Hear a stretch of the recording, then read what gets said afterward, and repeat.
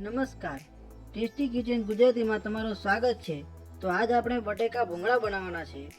બટેકા ભૂંગળા બનાવવા માટે આપણે આવી રીતના બટેકા નાના માપસરના લઈ લીધેલા છે. બટેકા આપણે આમાં નાના જ લેવાના છે, મોટા બટેકા નથી લેવાના. તો એને આપણે આવી રીતના ધોઈ લઈશું પાણી નાખીને.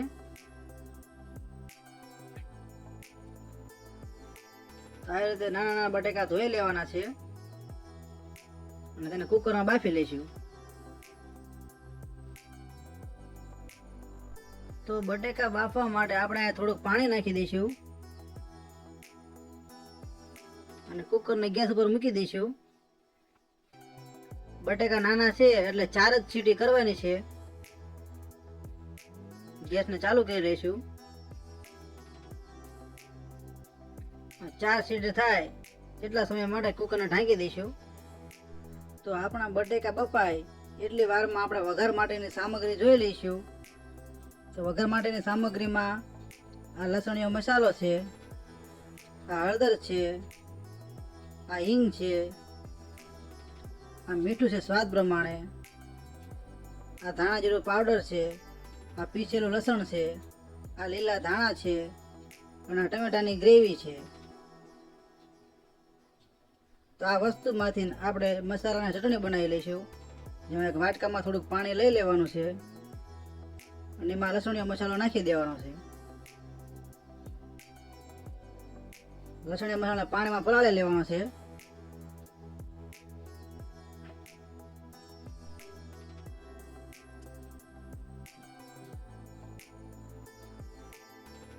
ને આમાં ભેગી થોડીક હળદર પણ નાખી દેવાની છે.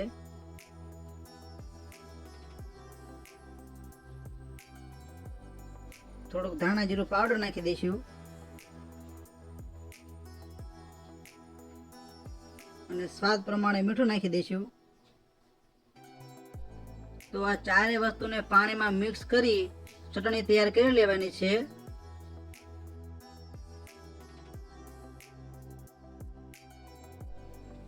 મસાલાની બધી જ ગોળીઓ પાણીમાં ઓગળી જાય એવી રીતે હલાવી લેવાનું છે.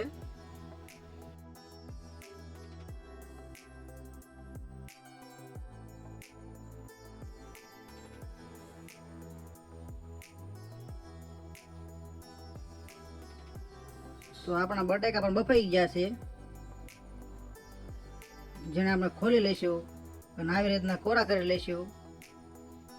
કોરા કરવા માટે આવો ઝારો લઈ લીધો છે આપણે. તો આવી રીતના બટેકામાં કાઢી લેવાના છે અને ઉપરથી થોડું ઠંડુ પાણી નાખી દઈશું.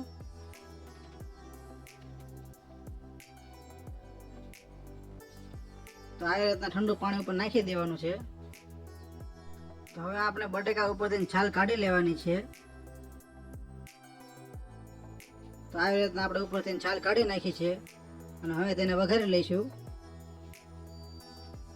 તો બટેકા વઘારવા માટે આપણે આવું બાઉલ લઈ લીધું છે. અને થોડુંક તેલ લઈ લઈશું.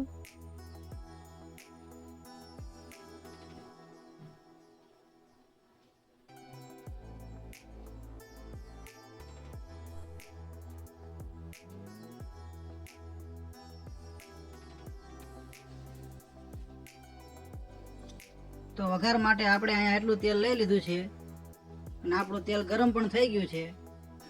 તો સૌપ્રથમ આપણે થોડી હિંગ નાખીશું અને લસણ પીસેલું છે તે થોડુંક નાખી દઈશું.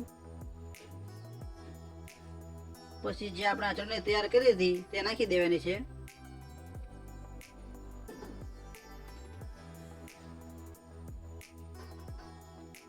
થોડી વાર હલાવી લઈશું. પછી આ ટમેટાની ગ્રેવી છે તે નાખી દેવાની છે.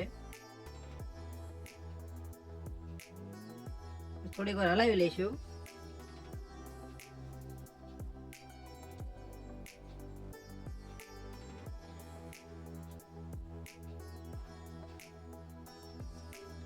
હવે એમાં આપણે આ બટેકા નાખી દઈશું.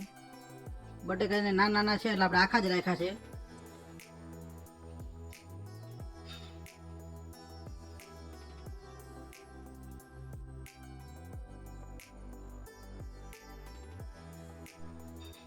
તો બટેકા બરોબર મિક્સ થઈ જાય ત્યાં સુધી આપણે હલાવતા રહીશું.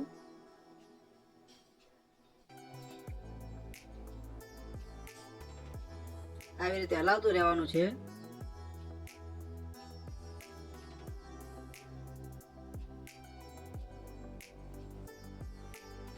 અને ઉપરથી થોડુંક કાશ્મીરી મરચું નાખશું. કાશ્મીરી લાલ મરચું છે આ.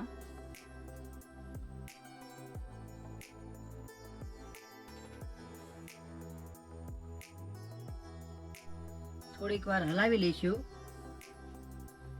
આ રીતે હવળે હવળે હલાવતું રહેવાનું છે.